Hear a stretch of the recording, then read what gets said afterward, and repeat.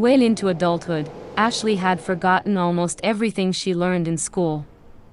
She supposed things became ingrained within her instead of overtly recalled.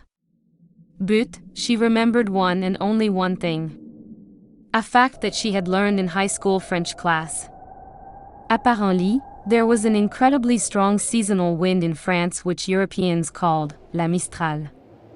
This wind was so strong, so loud, and so long, that it was reported that suicide rates would skyrocket during la Mistral season because it would actually drive people crazy. It had the power to send completely mentally well people over the edge. At the time, Ashley had found the fact so interesting. Where she was born and raised, Ohio, USA, it wasn't really all that windy. But, by the time Ashley reached her late 30s, climate change had ramped up and her state in fact had become incredibly windy. For huge chunks of the year. The high winds terrified Ashley with their sheer power and destruction. By the time she was in her 40s, she no longer put outside decorations or furnishings out because they would break or blow away. She grew phobic of the wind and came to live in constant fear. Though she was a Midwesterner from the USA, she came to think of the wind as la Mistral, just as she'd learned all those years ago in school. Ashley lived in a 120-year-old house in Ohio. It was a beautiful house, but it had a dark history, and when Ashley first moved in, she would always feel a sense of unease whenever she was home. She learned from neighbors that numerous people had passed away in the house, but one particularly memorable individual was Roman. Roman, by all accounts, had been a kind person, a devoted father, and an all-around great person.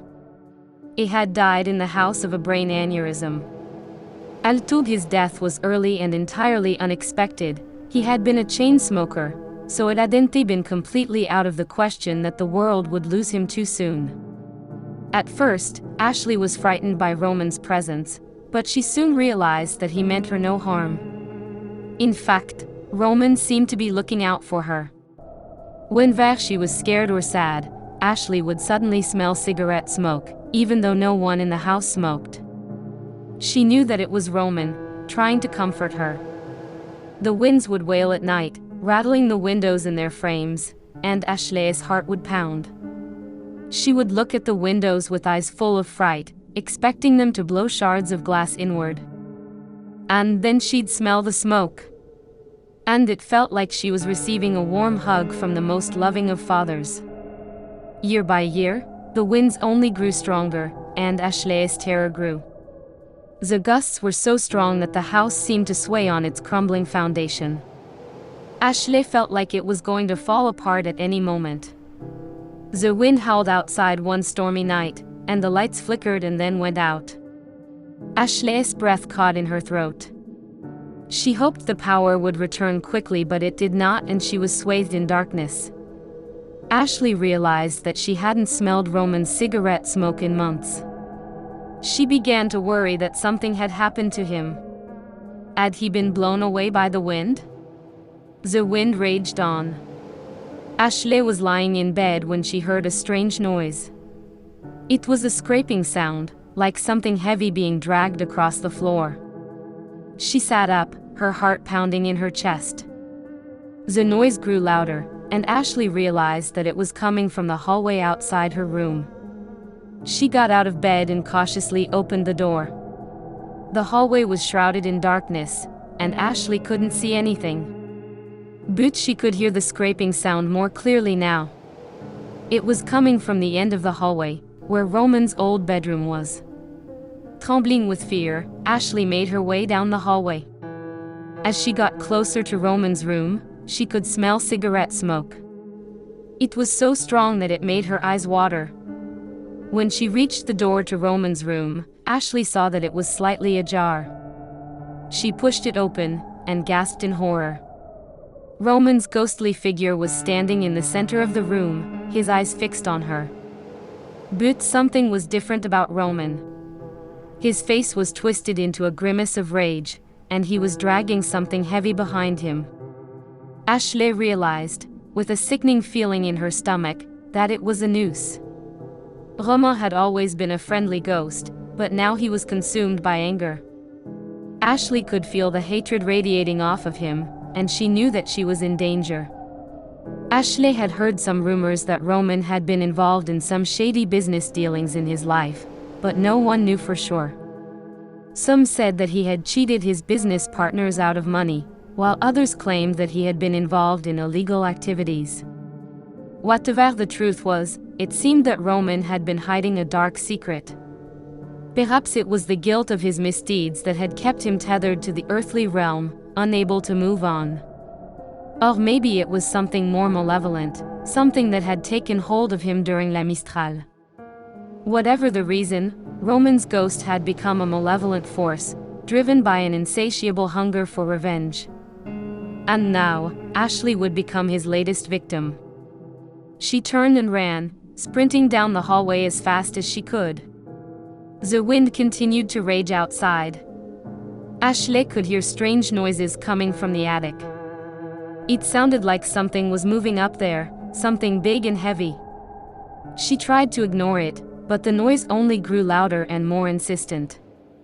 At one point, Ashley ventured up to the attic to investigate, but found nothing out of the ordinary. But as she turned to leave, she caught a glimpse of something moving in the shadows. Was it Roman's ghost, or something even more sinister? Meanwhile, the wind had knocked out the power, leaving Ashley in complete darkness.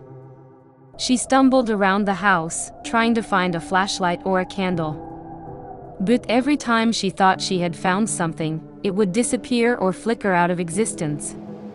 As the night wore on, Ashley became increasingly paranoid. She could hear whispers and laughter coming from the shadows, and she felt like something was watching her from every corner of the house.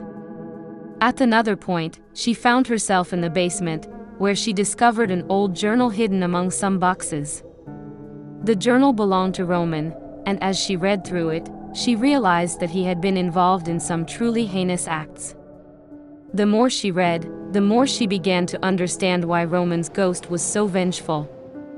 Ashley tried to leave the basement, but she found that the door was stuck. She pushed and pulled, but it wouldn't budge. And then she heard the sound of something scratching against the other side of the door, something that sounded like nails on a chalkboard. The scratching grew louder. Ashley realized that she was trapped. She was alone in the dark, with no way out and something sinister lurking in the shadows. The winds of La Mistral continued to rage outside. She knew that her time was running out. At long last, the door burst open, as though the vicious wind outside had somehow gotten in. Ashley clambered up the rickety basement steps. The wind howled in her ears, drowning out the sound of her own footsteps. When she finally reached her bedroom, she slammed the door shut and locked it. But she knew that she wasn't safe. The wind was still raging outside, and Roman's ghost was somewhere in the house. She could feel his anger like a physical presence. Ashley huddled in her bed, her heart pounding in her chest. She prayed that Roman would leave her alone, but she knew that he wouldn't. The winds of La Mistral had driven him over the edge, and he was now a vengeful spirit, seeking revenge on anyone who crossed his path. Ashley lay in her bed, shivering with fear as the wind howled outside. She couldn't shake the feeling that Roman's vengeful spirit was still in the house, lurking in the shadows and waiting for her. The hours ticked by. Ashley tried to stay awake, but exhaustion finally caught up with her, and she fell into a fitful sleep. But even in her dreams, she couldn't escape the feeling of Roman's ghostly presence. In the middle of the night, Ashley was jolted awake by a loud noise. It sounded like something heavy being dropped on the floor. She sat up in bed, her heart pounding in her chest. For a moment, Ashley hesitated. Should she investigate the noise, or stay hidden in her room? But she knew that she couldn't stay there forever. If Roman's ghost was still in the house, she needed to face him head-on. Slowly, Ashley got out of bed and tiptoed down the hallway. The wind was still howling outside, but now it seemed to be coming from within the house as well. Ashley felt like she was walking through a storm, even though she was inside. She reached the end of the hallway. Ashley saw that the door to Roman's room was open again. She could smell cigarette smoke and something else, something foul, like rotting meat. Trembling, Ashley pushed the door open and stepped inside. The room was shrouded in darkness, and she couldn't see anything. But she could feel something brushing against her ankles, something cold and slimy. Ashley let out a scream and stumbled backwards. As she fell, she felt something wrap around her neck, tightening like a noose. She clawed at it, trying to break free, but it was too strong. The darkness closed in around her, and Ashley realized that Roman's ghost had finally claimed her as his own. Her last fleeting thoughts as she lay dying were of the other mysterious deaths that had transpired in the house, and now she knew the truth. A truth she would never get to tell. The winds of La Mistral had driven him over the edge, and now he was taking his revenge on anyone who dared to enter his domain. As Ashley took her final breath, she knew that she had become just another victim of the wind, and the vengeful spirit that it had unleashed. Days later, a search party led by Ashley's concerned friends and family finally braved the storm to reach her isolated house. When they entered the dark and dusty interior, they were immediately struck by the eerie silence and oppressive atmosphere. They moved through the house. They found no signs of life, but instead were met with scenes of destruction and chaos. Furniture was overturned and shattered, windows were broken, and the walls were covered in scratches and dents. Finally, they came to the room where Ashley spent her last hours. There, they found her lifeless body, lying on the bed. Her face was contorted in a grotesque expression of terror, and her skin was cold and pale. The coroner's report listed the cause of death as heart failure, likely brought on by the extreme stress of the storm and the isolation. But the circumstances of her death remained a mystery. Was she driven to madness by the wind and the darkness, or was she tormented by the vengeful spirit of Roman, as she claimed in her journal?